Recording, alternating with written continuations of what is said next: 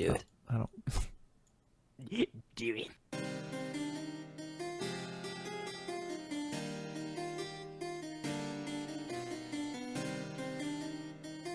This is the College Gamers Podcast. You thought we were dead, bitches. Be back.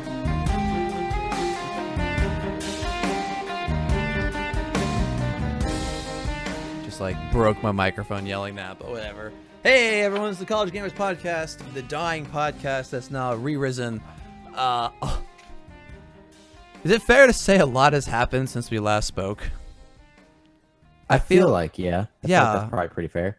I feel like this whole last semester was strange. I feel like I went from seeing everyone to never seeing anyone. So just to catch everyone up, I guess this is actually really sad to say. I guess me and Taft are no longer college gamers. It's true. So everyone, the next for the foreseeable future, every episode will just be Adam talking entirely. We're done. We've graduated, but Taft, congratulations on graduation. You too. I need to know, how long was your graduation? Just curious. Hour and a half, 2 hours. Hour and a half. Okay, yeah, I was 2.5 hours. But like half the people left like in the middle of the ceremony. Jesus. I for some reason like stuck it out. Like everyone in computer science left. It was pretty awful. But yeah, now the future is ours, according to all the graduation cards I've gotten. But a lot has happened. State of Decay 2 came out. Black Ops 4 was announced. Battlefield 5 was announced. Like, is it what else am I missing? I'm missing stuff. I mean, there's honestly probably just too much for us to say in one. That's true. I guess Rage came out. Rage 2 has been announced. Rage has 2 been out for a while. Yes, Rage 2. Only other thing I could think of is Hyrule Warriors for Twitch, but that's not too big a deal. Well, yeah, they remade that, right? Yeah, it was originally a Wii U one. Okay, yeah, and no one played Wii U, so it doesn't matter. But let's just hop into news, because we gotta blow the dust off this shit. And now for the news. I'll be honest, I'm really surprised I've gotten this far with the sound effects without anything breaking. I'm really impressed with myself right now. 4 years, people, this is what it gets you. Sound effects, when you're rusty, still work fine. That's what I'm talking about. But I'm sitting here talking about how proud of myself. I don't even have the notes open. First up this week, speaking of Battlefield 5, let's talk about Battlefield 5. It was announced. We know some things. It's releasing on October 19th. That's pretty cool. All right, something I'm really hyped to talk about. There will be no season pass. All additional maps and game modes will be free for everyone who owns the base game. Thank God. I feel like this is really big for EA. Yeah, for real. I feel like this is huge for EA. I feel like maybe they're learning something from the Battlefront 2 fiasco. And I feel like they were pretty much required to do that. After Battlefield. Battlefront. Yeah, big news. Again, like I said, all additional maps and game modes will be free for everyone who owns the base game. Also, so the only thing you can pay for, from what I understand, the only thing you can pay for is cosmetics, and those can even be unlocked in game. So there's two currencies: one you pay for and one you earn in game, and you can unlock stuff using those. So this is big for EA. I'll be honest, I really thought the next Battlefront game, like just looking how Battlefront 4, there are attachments, but certain attachments, certain guns you can only get from loot boxes. And then going Battlefront 1, which they ditched the attachments altogether, and now you just, like, everything was unlocked using loot boxes. To now this is huge. And to be honest, gave me a little bit of an Overwatch vibe, right? Because Overwatch, all additional maps, all additional heroes have been free. Only thing you can pay for is cosmetics, and Overwatch has been huge, you know. So I feel like I'm getting that vibe a little bit. Do y'all have any remarks about this? Not particularly, no. No, are you excited about Battlefield? No, not really. Not really. No. All right, Adam. a gun to your head and said, okay, you have to buy Black Ops 4 or Battlefield 5, what would you get? If our hopes live up and we get Modern Warfare 2 remastered with the new Black Ops, then I would do that. You go Black Ops 4? If it comes with Modern Warfare 2 remastered. Interesting. Like what they did. Interesting. Okay. All right. I throw the gun away. I pull an RPG out of my back pocket, point it to Taft's shoes. Taft, what would you pick? Pull the trigger. God damn. This podcast is we got danks on rocket jump. Even his guinea pigs are laughing at that one. Yeah. They thought that was funny as hell. Okay. All right. Well, now that Taft's blown up, it's not this podcast. I look at you and go, bet you won't. This podcast now features me, Adam, and a pile of ash. Oh, hey, I'm joined by Taft and Adam. I never introduced y'all. What the hell? You did not. It's all good though. Wow. Yeah. The guinea pigs also. What are their names again? Pablo and Gus. All right, they are the official. Like always. They are the official mascots of the College Gamers podcast and our fourth and fifth hosts. They like that. They started squeaking. Yeah. Oh, big deal. Battlefield 5, this shouldn't be a big deal, but it is for some reason. Battlefield 5 has a single-player campaign similar to World War I, where it's going to be a series of war stories, what they called it, right? So you kind of play a little bit of Africa, a little bit in France, Europe, a little bit of Russia, I think that was their expansion. But yeah, so we're going to have a single player. That shouldn't be a story, but for some reason it is. Also, 2 new game modes. Combined Arms are going to put players in a raid-like scenario where it seems like you face a series of challenges. From each challenge, you get some sort of loot, maybe some sort of points or cosmetics. But each one is increasingly difficult, and the final objective will be most difficult. However, you will be able to leave and with just the loot you get. So it sounds like it's some sort of scenario where I unlock loot, but if I die for one reason or another, or if we fail in some way, we lose everything we've gotten. And that sounds like an interesting mechanic, especially with the you can just choose to leave and keep what you got. That sounds like fun. Is it PvE? No, it's both of these look like PvP. No, this is a PvE situation, I think. Okay. So the raid-like scenarios, I think you're fighting for a series of objectives. Now the next one's PvP. Grand Operations looks really interesting. So Grand Operations is supposed to looks like it simulates a series of days on some sort of war front, right? So it's 3 or 4 matches. Each match, you have different objectives. So like say day 1, you're protecting artillery. Day 2, you're trying to take out enemy supply depot, that kind of thing. But this is what I think is most interesting. If a grand operation ends in a draw, it puts you in a sudden death scenario where all players have 1 life. Okay. Damn. That sounds like fun because it sounds like Battle Royale. It's gonna be honest. It sounds like they put Battle Royale into this. Yeah. But Battle Royale in the Frostbite engine sounds like a lot of fun. Although I think they can get away with it because there are objectives. Battle Royale is just kill everyone, be last man standing. This is a pure Battle Royale, and maybe draws don't happen very often. If they were if it was a 50% chance in the draw, then sudden death isn't a new feature. Mm-mm. It sounds similar, something like a Battle Royale where everyone has 1 life, except you're not dropping from a plane and picking up loot. But it sounds like a lot of fun, and to be honest, man, I think Battlefield could handle a Battle Royale, especially because you already have 64-player servers, maybe even more. I don't know how big they get, but they already handle really large capacity servers. I feel like the hardest part would be weapons, and I feel like that'd be easy to implement. And to be honest, I love the Frostbite engine. I feel like they could really do something with that. But I'm excited. Do you think it's really cool? Okay, Adam, you're now off the show too. I'm sorry. I had to do it. It's been 47 days. You had to do it to him, dude. Yeah, dude, I'm in a pun deficiency, man. I had to go to the hospital yesterday because they were like, this man needs an IV of straight puns. Get Adam on the phone. So that's it for Battlefield 5. We don't know much more than that. Again, they're looking at the latest October 19th for a release date. I think it's October 19th for a basic release date, and if you buy the special edition, I think it's like the 14th.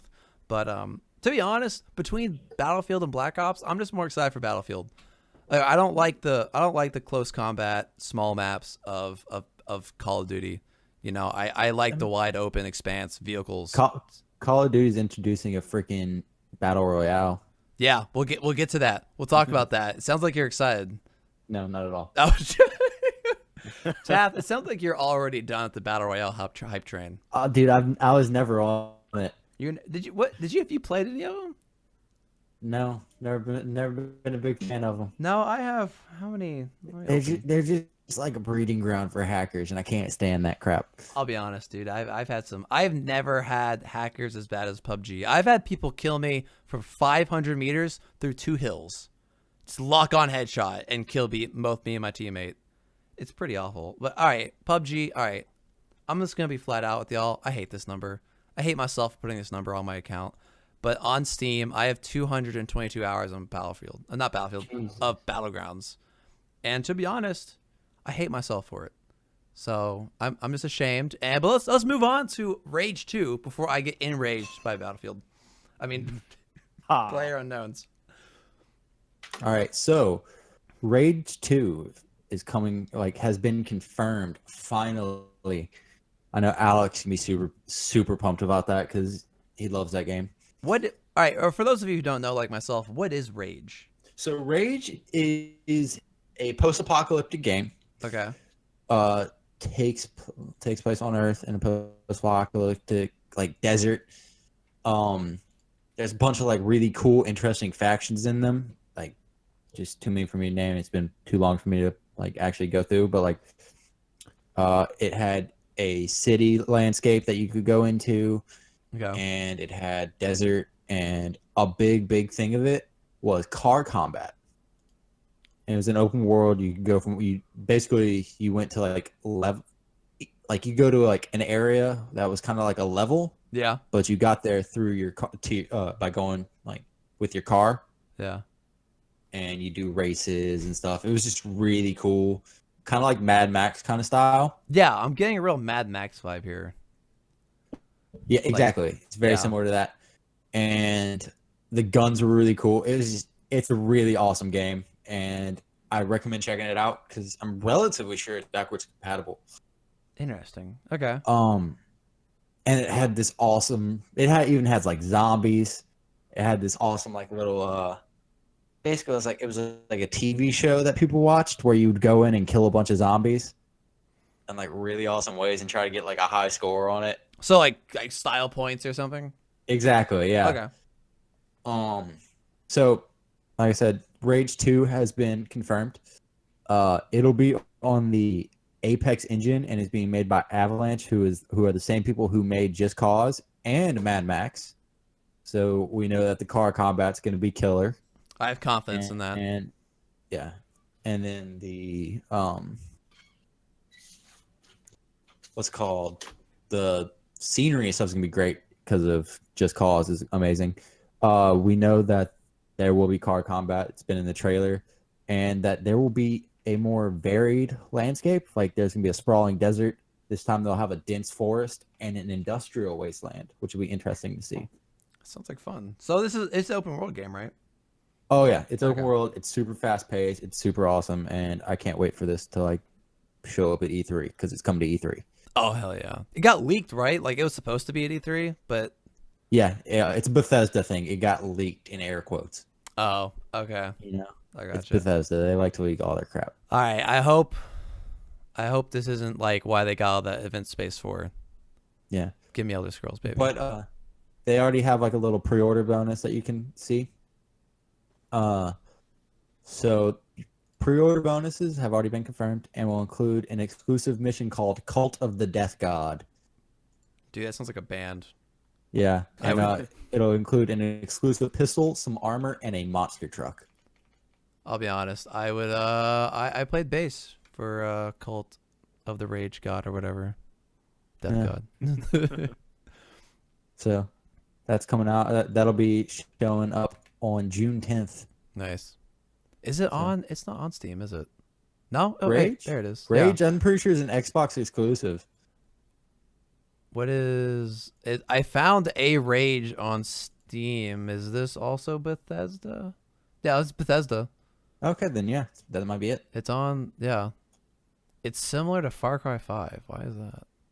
It looks really old, open though. world and guns, probably. Probably. Well, cool. I might check this out, dude. I've been looking for a good open world, and like, it looks like maybe it might be it looks similar to Fallout almost. But, Little bit, but not. Yeah. Sounds good. All right. Anything else you want to mention?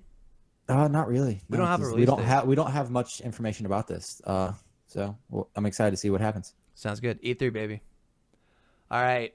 Super Smash Bros. What's happening?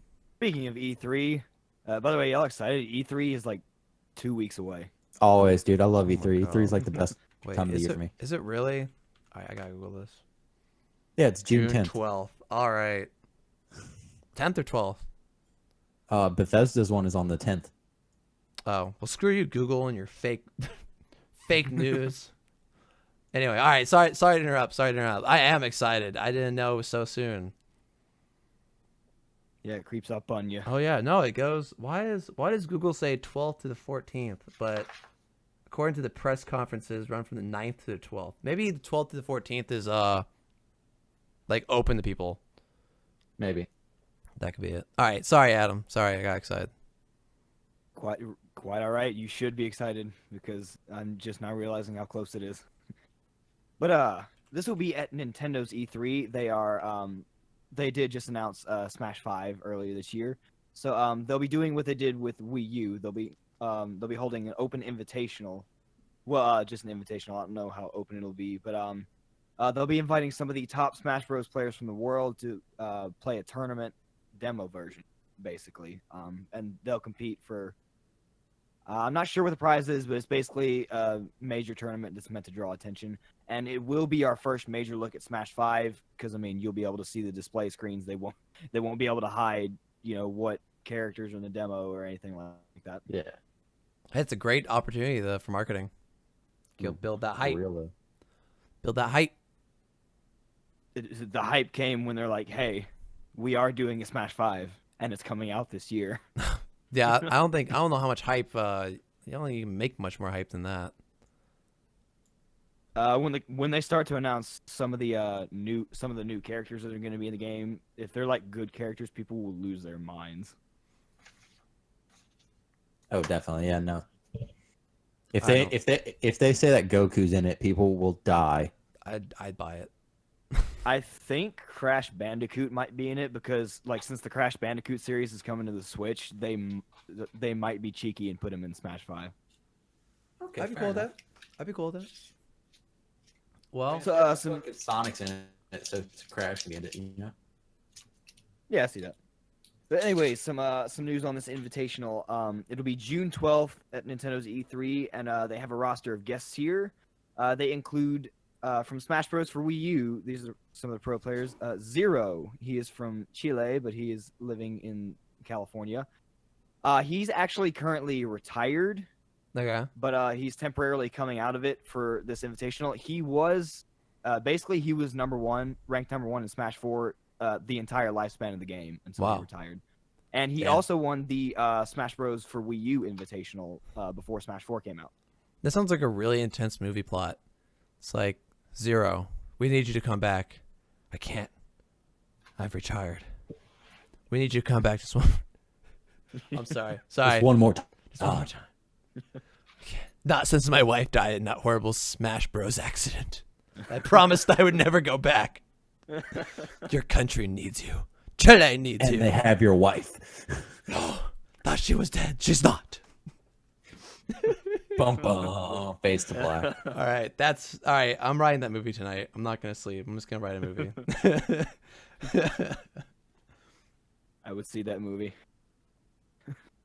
But other competitors include other Smash 4 are MK Leo from Mexico, currently ranked number 4 in the world. Abadango from Japan, currently ranked number 15, and Mr. R from the Netherlands, currently ranked number 10. And the Melee players, Smash Bros. Melee competitive players include Armada from Sweden. He was number 1, but he was just bumped down to number 2. Plup from Florida in the U.S., currently ranked number 5. Lucky from California, he's ranked number 17. And Mango, also from California, ranked number 3. How did they decide on these guys? Do these guys have like a big Twitch following or like some sort of social media presence?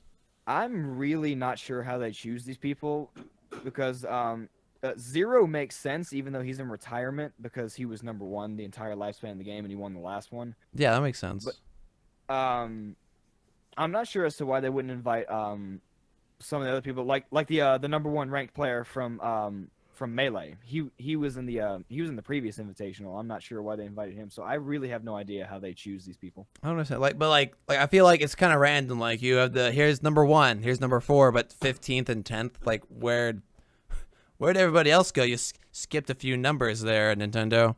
But that might have to do with like representation from the entire world. Like they got a guy from Japan, they got somebody from Mexico, the Netherlands. that's true. That I can like see that. that. All right. Some And that also has people curious as to why they have why they evenly split like 4 Smash Wii U and 4 Melee players because we know nothing about this game, so them doing that has curious as to if they're going to do things like merge mechanics of the game. Like Smash 5 would include similar stuff from Melee and from Smash 4. nice. Such as like will there be similar mechanics, will there be similar characters, just basic stuff like that. I can see it now. I can see it now. They've made it so it's now a first-person brawler No. Oh my god. in VR. No. You have to use Nintendo Libo to make cardboard fists and fight with those. What it is it's a Smash Bros. Battle Royale. Dear God. Yes. Yes. Everything BR. Why? They should make Nintendogs Battle Royale. Nintendogs, oh my god. I mean, everyone's doing it. It doesn't matter. All right. Oh boy. But yeah, otherwise that should be it. We'll get our first major look at Smash 5 there, and we'll see maybe what all characters are in there, who's new, who's not going to be in the game, what kind of stages will they have, the mechanics. Character movesets is a big one because if you recall in the reveals Smash trailer, they revealed Link, but he was Breath of the Wild Link, which means if they can change him up, like his grabs in every single Smash Bros. Game so far have been with the hook shot, but in Breath of the Wild he doesn't have the hook shot. Yeah. So that means if he's Breath of the Wild Link, are they going to change up his moveset? And if they do that, can they change up other characters' moveset? Sounds good. Well, you know what? They might do something similar to like what Mortal Kombat did, and like gave you optional movesets. Dude, that'd be interesting. They Would that make character choice less important because maybe they could like be more flexible about which character can do what? They would have to, for competitive play, they would have to limit what if they allow you to choose what moves your character can have. They would limit in competitive play which moves you could choose in that specific turn. No, y'all. What they did in Mortal Kombat was they gave each character like 3 unique sets of moves. Oh. Like so, like it was still like uniquely Scorpion, but Scorpion A, B, and C. Okay, so it's not like Scorpion, Okay. this dude, and this dude can all do this It's not- move. it's not like Scorpion sitting there like freezing people because like he's Sub-Zero. He's doing Scorpion stuff, just different Scorpion stuff. Okay.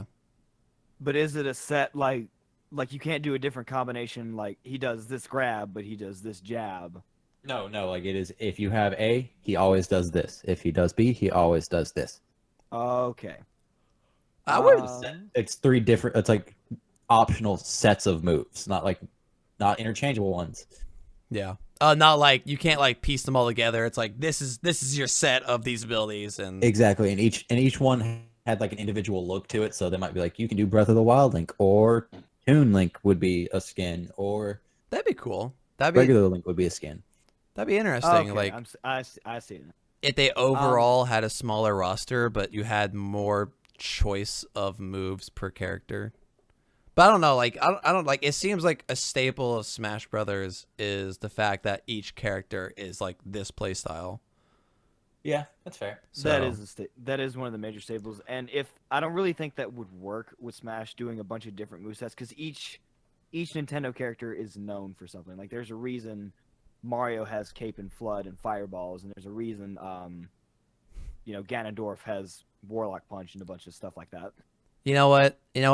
This whole conversation is a waste of time unless Shrek is in the new game. So let's just move on. It doesn't matter until Shrek is confirmed. If Shrek isn't confirmed and is not part of the new game, I'm never podcasting again. It's over. I can't take it anymore. But He Here almost first, ladies and gentlemen. he almost was in Smash 4. you know what? Maybe it's this one. This has to be it. But you know what? Let's move on. Because we could talk about movesets all day, and I'll be honest, I'm not quite sure what a moveset is, but it sounds like something you can go to prison with if you... never mind. I don't know where I'm going with that joke. Let's talk about Black Ops 4 not having a single-player campaign, because I don't even know why not, but no single-player campaign. They want to focus exclusively on competitive multiplayer and zombies. Stupid. I hate it. Why? Because they're stupid and I hate them. I got Can a you not question. even do like single player zombies offline? Supposedly, what? No, you can. You can do that, but like it's no single player campaign. There's no because story. supposedly they have an overarching story throughout all the different modes. That's no one's gonna pay Okay. attention to that.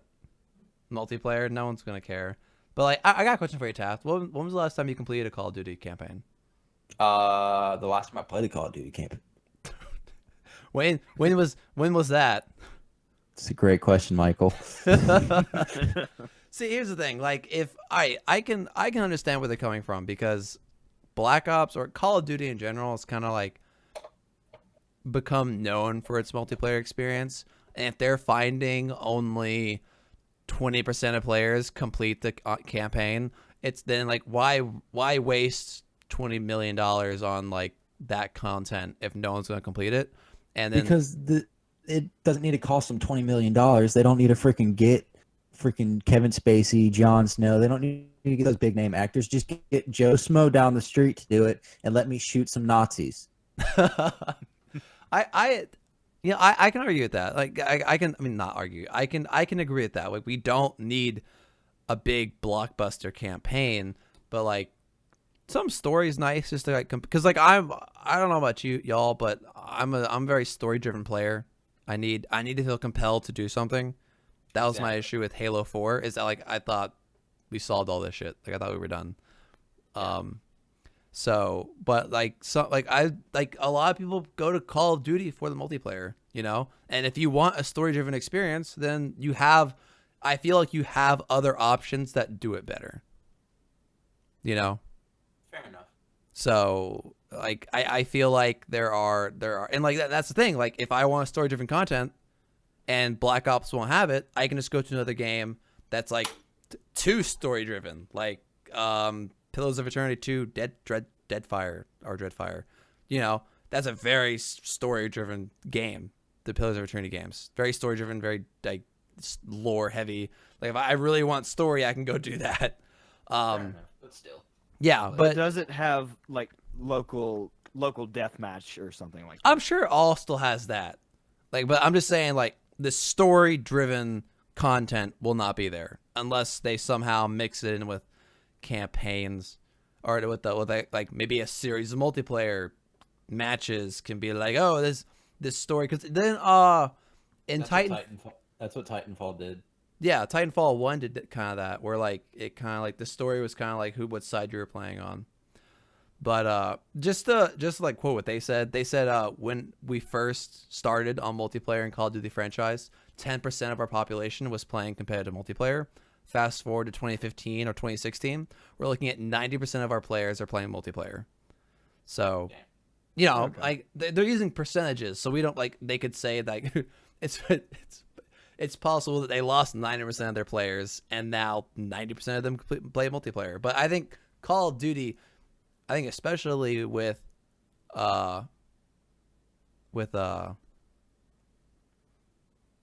which one am I thinking about? Modern Warfare 2. I think Modern Warfare 2 really popularized the multiplayer. And I would agree. Yeah, That and multiplayer was beautiful. here's the thing: when the Call of Duty franchise first started, what year was that? How many people knew to get online for games?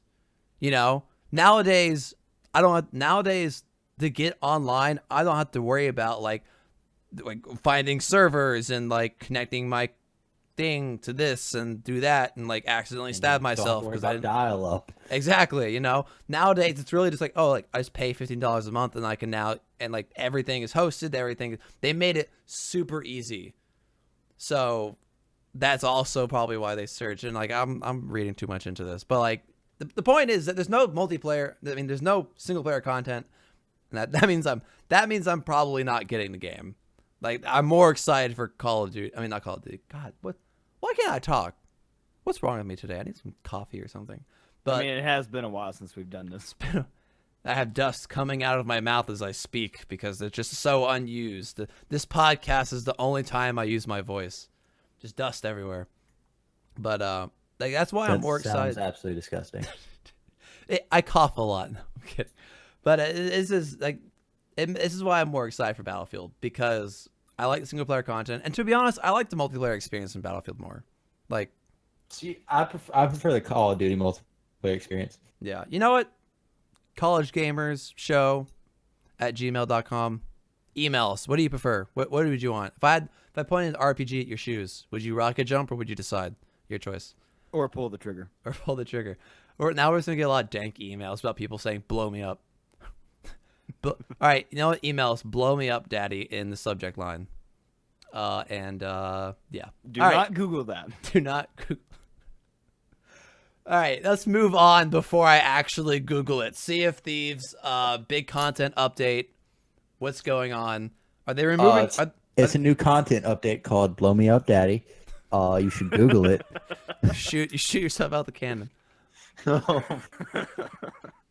So no, Rare has a new has its first big content update for their super, I would say super popular. Wouldn't y'all agree? Super popular. I'm not sure. I'm sorry, I got really distracted because I made an awful mistake and Googled "blow me up, daddy," and I'm not going to tell you what was the first. Why would you do that? No, share with the class. I was curious. I'm just going to give you a hint of what the first thing was. Porn. www.shopdaddyissues.com. That's it. I'm closing it. Goodbye. Oh my God! right. What? All right. Go back to that. I'm sorry. I'm a curious person. All right. So, like I said, it's the first big content update of their game, Sea of Thieves. It's called The Hungering Deep. I also saw that on the website. No, I'm It kidding. is set to arrive on Xbox One and PC next week, and which is ahead of release, which is awesome. Nice. I'll be honest. I Um, expected it to be delayed. Yeah, for real.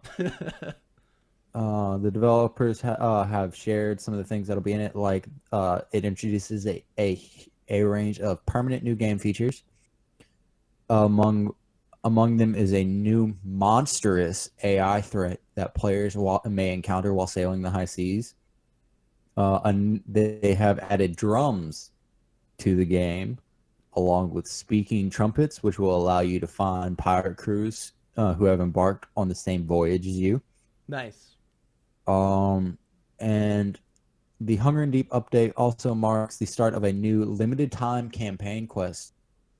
And they say, join this limited time adventure that leads from the Outpost Tavern to lonely forgotten isles, piecing together the tale of Merrick the Bard and his brush with the hungering horrors. So that sounds dope. That's good, because this game, to be honest, Tap, did you ever get Sea of Thieves? I never did. No. I got it. It's a gorgeous game, but I kind of agree with like what a majority of people say, and that the gameplay is kind of shallow. You Okay. know, because like there's only 3 factions, and the point of the game is to become a legend, right? And the only way to become a legend is essentially grind reputation with these quest givers until you max them all out to level 50. And the only way to do that is repeat these quests they're essentially fetch quests. So it's essentially a fetch quest simulator 2018. So it'd be nice to see them spice up the gameplay, and hopefully eventually they lead to another way of becoming a pirate legend. Because I hear it's actually like you can do a lot more.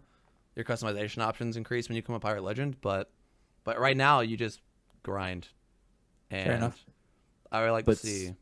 Yeah. Speaking of customization options, for those of you who do participate in the limited time quest, you'll be able to earn exclusive rewards, such as a Hungering Deep tattoo set.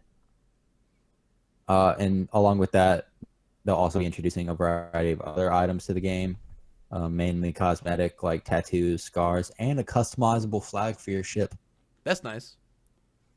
And that comes out May 29th, which is only a few days away. Nice. I'm hyped, even though I don't play enough. It's a really pretty game, and it's cross-platform. So I got it. I don't know if I mentioned this on the show, but I got it on my Xbox, right? Yeah. And then Cammy signed on to my computer because I wanted to play it together. But because I had already gotten it on my account, she didn't have to buy it again. So we could play solid. on the Xbox and the PC together without having to buy it twice. That was really fun. Boom. So for those of you who want to play it sometime with their Cheating the system. exactly, screw you, Bill Gates. You can't have my money. But we immediately get a cease and desist letter saying that we've spread technically legal but still illegal thievery. Hey, you know what? If you get a cease and desist letter, it's because someone listened to this episode, and I'm okay with that. All right, Overwatch turns 2 years old. Terrible twos, some may say. It's an actual phrase, right? So happy birthday to Overwatch. It just turned 2.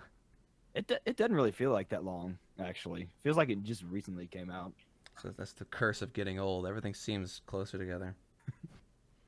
So what better way to celebrate it than with Blizzard giving us a fairly large anniversary event.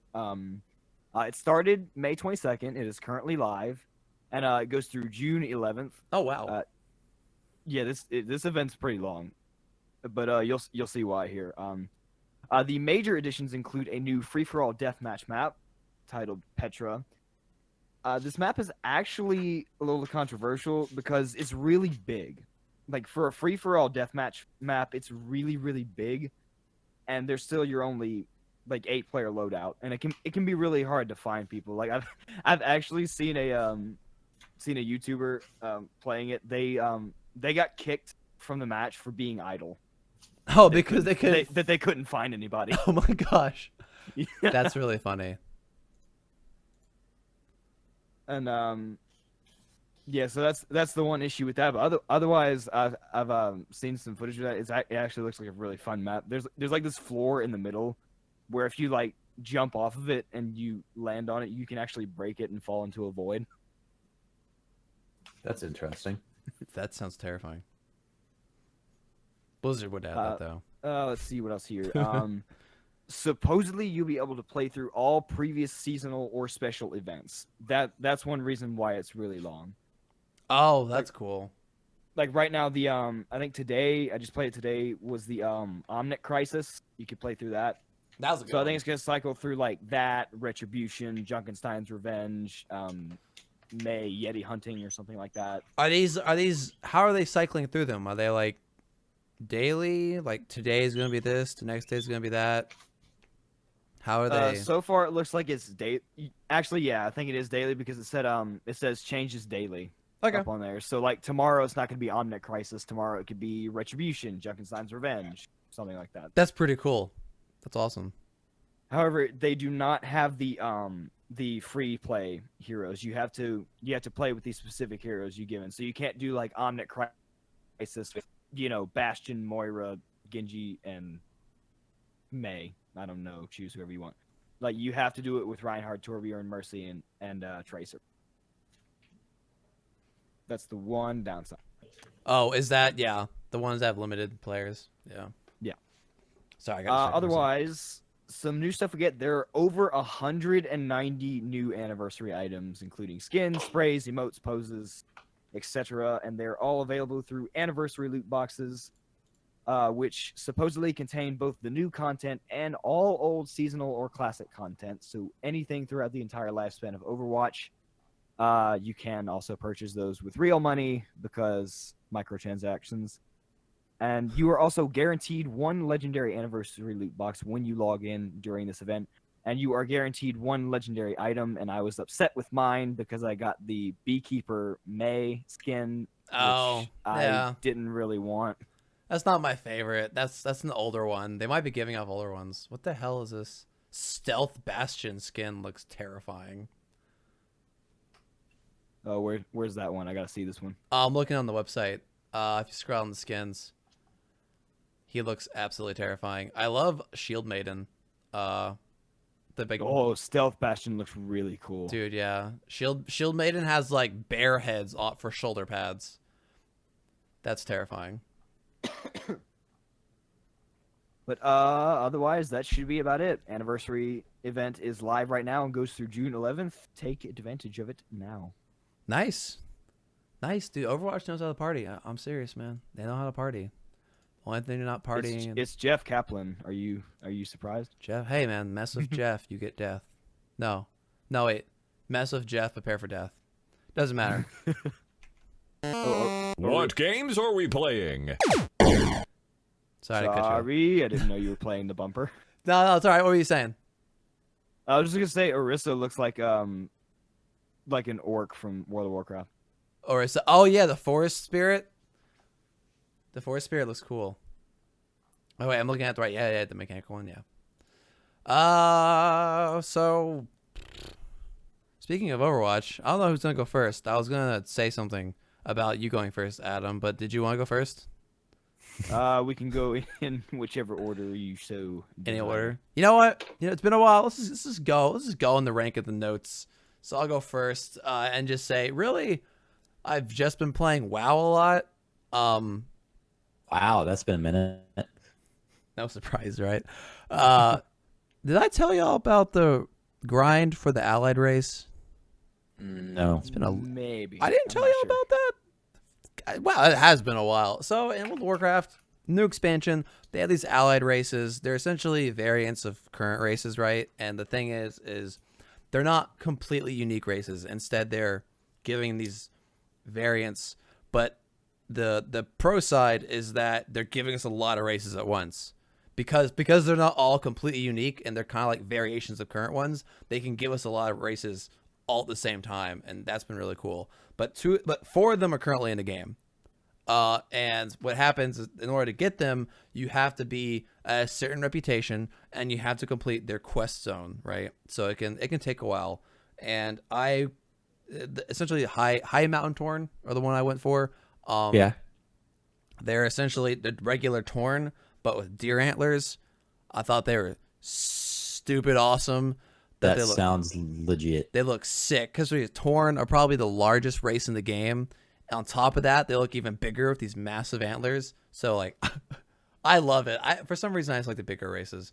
No, dude, those dudes look legit. Dude, they look awesome. So I spent probably around like 30 hours just like grinding the same dungeon over and over again. It was awful, but like pretty much a WoW experience. So I enjoyed it. Gave me something to work towards. So on top of that, I unlock it early and I get a special achievement and I'm like super extra cool. But on top of that, if you start a new class with this race and level them up to max level before the expansion, you get a special achievement. On top of that, you get a special armor. It's called transmogrification. When you change your armor, okay. you essentially keep the armor you have now. You keep the stats, but you can change its appearance, right? And you get this awesome armor set. So I have been, I think since finals week, I have been grinding levels. And you start at level 20, which sounds like a lot, but it's really not much. It's about a day of leveling, and I have been leveling this character. I'm currently 106, so 4 levels away from max level. I have put over 72 hours in. I guess you know where all my time's been going since graduation. So I've been doing that just hard, and like I'm leveling a monk. And monks are awesome, but they're also, according to statistics, the least played class in World of Warcraft, behind Demon Hunters, but they're a special case. And I am loving it. Oh my god, dude! Like y'all probably don't know, but like monks have been like, I love their mechanics. They have a special mechanic where one move creates chi, and you can have 6 chi points, and you can spend those chi points on different moves. And for some reason, I've just been in love with playing the DPS class, and so close. Monks in D&D are awesome. So if they're anything like monk, yeah, D&D, they're kind of similar, except instead of like daily Kai, you kind of build up chi using other moves. So they're very similar. Okay. I'm actually playing a monk in D&D right now, and I'm loving it. Absolutely loving it. But I've really been playing that. I also recently picked up Steep for Xbox. Nice. And I'm not even playing the races, dude. I'm just going to points and just having gorgeous. Just having fun going down the mountain. Like, You and I should play that together. Oh, we should definitely. But I'm just having fun. Just like, I'm not even doing races and stuff. I'm just having fun, like freestyling. And that's a really gorgeous game. And that map is huge. It's gigantic. The map is gigantic. Give me a BR on that. Steep Battle Royale, dude. Oh my god. That's what everyone's gonna add Battle Royales into their game. It's gonna be great. But that's really, I've just playing mostly WoW and working on other stuff. But other than that, Taft, what are you playing?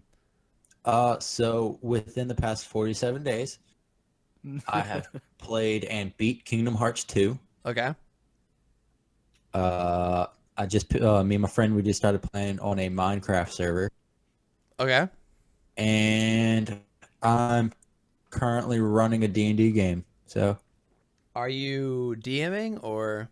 yeah. Oh, nice. I'm How's that? running a D&D game? Oh, some people say like running isn't like, oh, I'm running like. Oh, okay. Yeah, I got Yeah. you. Yeah, no, I'm DMing it and this is my first time DMing, so How's that been? it's fun. I think I prefer playing as a character, Yeah. but it's fun. And then I'm DMing a game, and then Josie was interested in doing a little like trying to like dip her toe into DMing. So we're doing a little like one-on-one campaign. Nice, dude. Yeah. So, like I got D&D just coming out my eyeballs right now. Yeah, man. Like from what I've heard, I've never DM'd myself, but I've heard it can be a lot of work.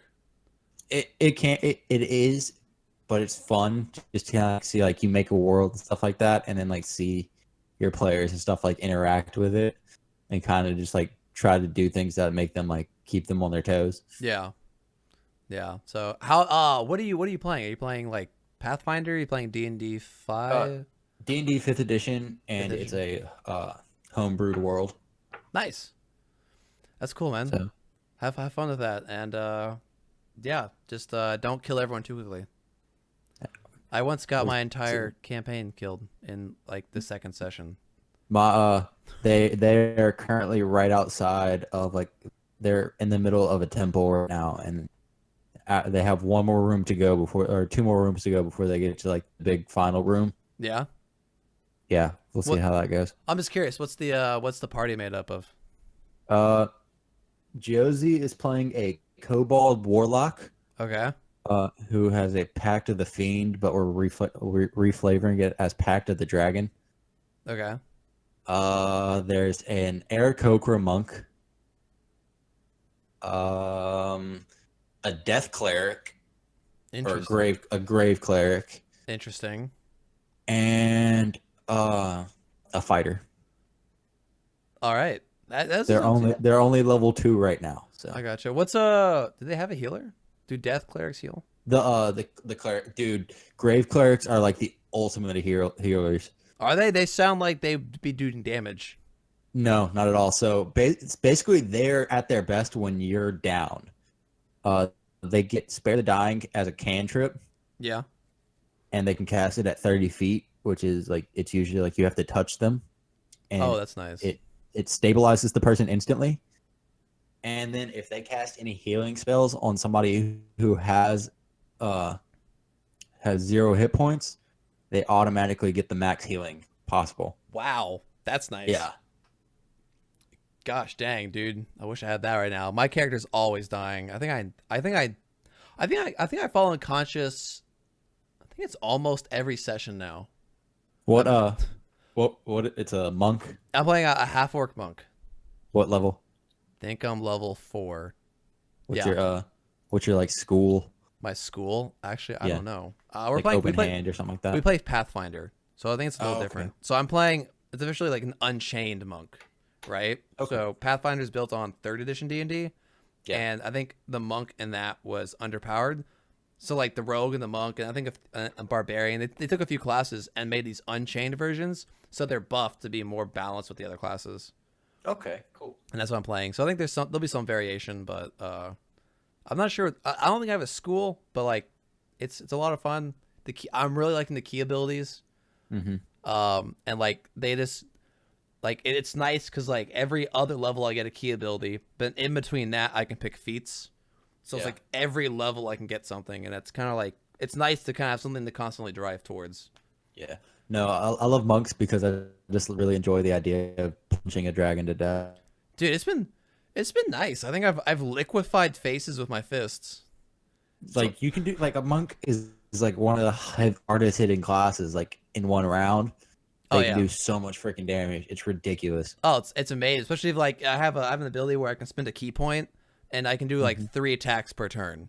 Yep, they And have just- that in 5th edition. It's called Flurry of Blows. It's crazy. You Yeah. can do your hit plus you're like unarmed, I mean, you're like offhanded It's plus your key one.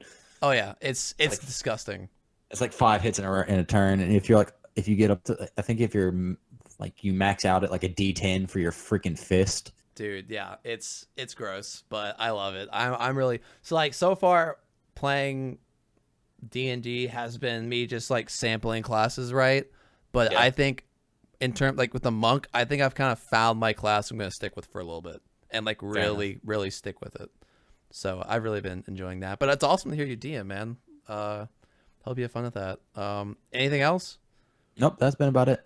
Nice. Adam, you have quite the list, and I still don't know why you're still playing Breath of the Wild.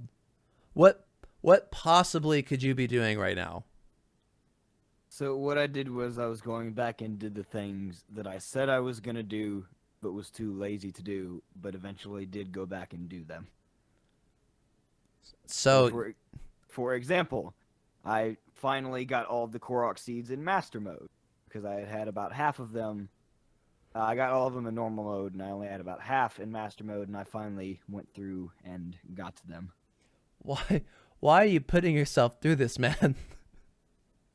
I had to do it. It was bugging Why? me not having the completionist thing. Oh my god.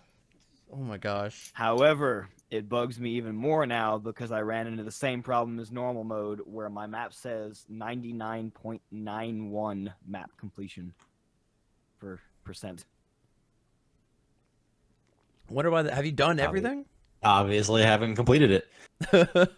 Well, see, here's the thing. Here's the only thing that counts for the 100% completion. Divine Beasts, so just do all 4 of those. All 120 shrines. You don't necessarily have to trigger the shrine quests for the hidden ones. Korok seeds and naming every location on the map. I've done all of those. I have all Divine Beasts, all shrines. I collected every Korok seed. I have Hestu's gift to prove it, and I've looked over on my map probably 3 to 4 times, and I have every location. But clearly, it disagrees, and I now have to go find that one location that is unnamed. There you go. I mean, like, do you know? Is it possible to get? I'm sure it's possible to get 100%. It is. I've seen people do it. Have you Googled like what you're missing? I don't know if you're. The problem is all of the most commonly missed locations I already have, so I guess I have to go find a YouTube video that labels every location one by one and watch through that. I gotcha. Well, you have fun with that because I won't be doing that. By the way, I just checked before recording. My total play hours on Breath of the Wild, it says 460 hours or more. God. Or more. You know It what? just stopped counting. Yeah, It only goes by increments of 5 hours when it gets to a high enough number. I was about to say, I really hope it just kind of maxed out at 460, and it's like I gave up counting. You've played this game too much. It's somewhere between 460 and 464 because it only goes by fives. That's really funny. Otherwise, I did some Overwatch, and you're either gonna want to slap me across the face or you're gonna laugh. I thought I was in bronze. Turns out I'm in gold. Why is everyone in gold? Because I looked at the symbol wrong when it placed me. Why is everyone gold, man? I'm stuck down in bronze and I can't get out of it. I almost lost You gotta gold make- actually. get good. Good. Yeah. Okay. All right. Whatever. Taft. It's not good. Yeah, Jeez. just did that trying to. I'm just happy I'm actually in gold because I thought I was in bronze. Gold is the place to be, man. It's where people start communicating and like actually playing well. You'd be surprised. No, I've seen no. some. I've seen some bad people. I've seen some things in bronze that I don't want to talk about. It's been rough. It's been No man should ever have to suffer through that. no. I feel your pain. I still hear the screams at night. But otherwise, yeah, just doing that. Playing through the arcade every few days to get my free loot boxes. Nice. People still kill you in absolutely stupid ways. For example, a Roadhog should not be in free-for-all deathmatch and be winning. Because I'm getting one shot by Roadhogs in free-for-all, and I know damn well his shotgun does not do that much damage because Jeff Kaplan already nerfed that. Yeah, they fixed that. Don't get me started. But I mean, those self heals, dude. You can't beat those self heals. They're so good. Unfortunately. Yeah. I also, for whatever reason, bought Modern Warfare Remastered and played through that. Nice. Only What really did the you? campaign. Are you playing it on PlayStation? PS4. Oh, PS4. Yeah. Okay. For some reason, I thought it was on the Switch. I but- remember it being better. I played through the campaign and I was like, I remember. I mean, not just the campaign. You don't play a Call of Duty for the campaign, but I remember like the gameplay being. That's better. the one Call of Duty you play for the campaign.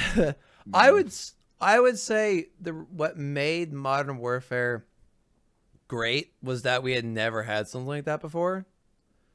Yeah. So to be honest, I'm kind of not surprised it hasn't stood the test of time. Like you said, like you remember it being better. I think maybe because at the time the bar was set lower than it is now. Yeah, it used to be just all World War II. Yeah. I honestly probably only did it because I know that they're probably going to do a Modern Warfare 2 remastered, and I forgot the story that led into that. I gotcha.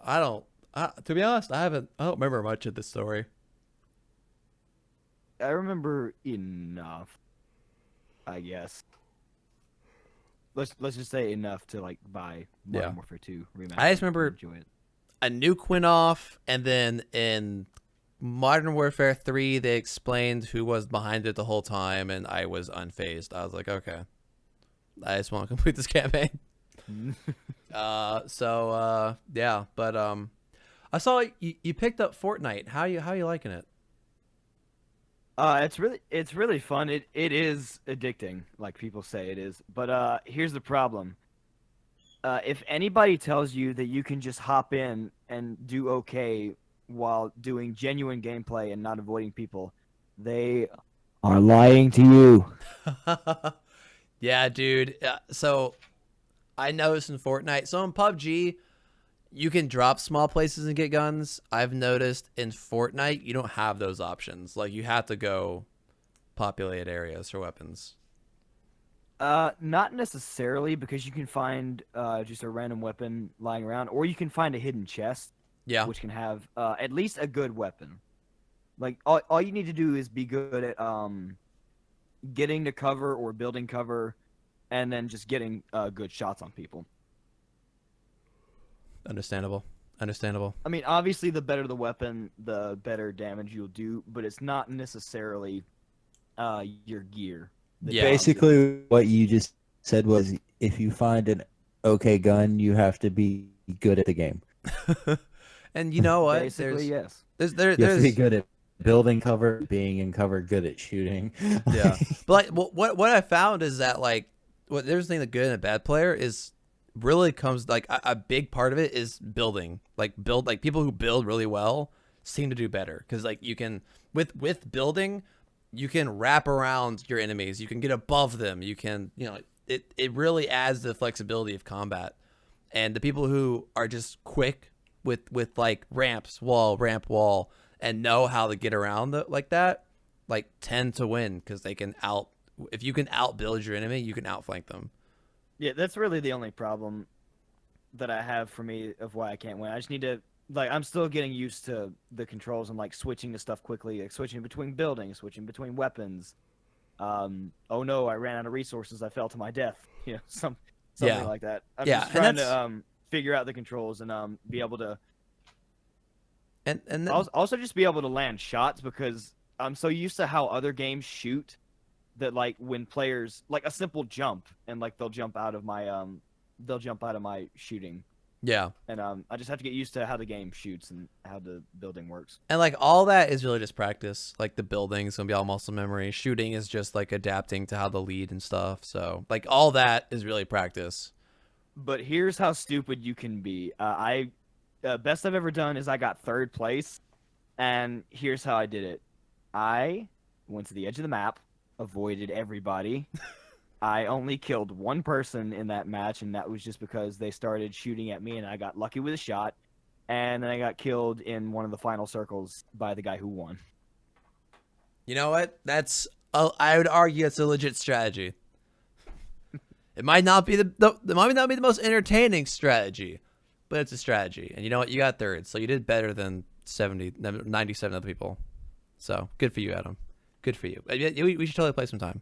And it's free. So tap. You should also get on. We can all play. We can all rage together.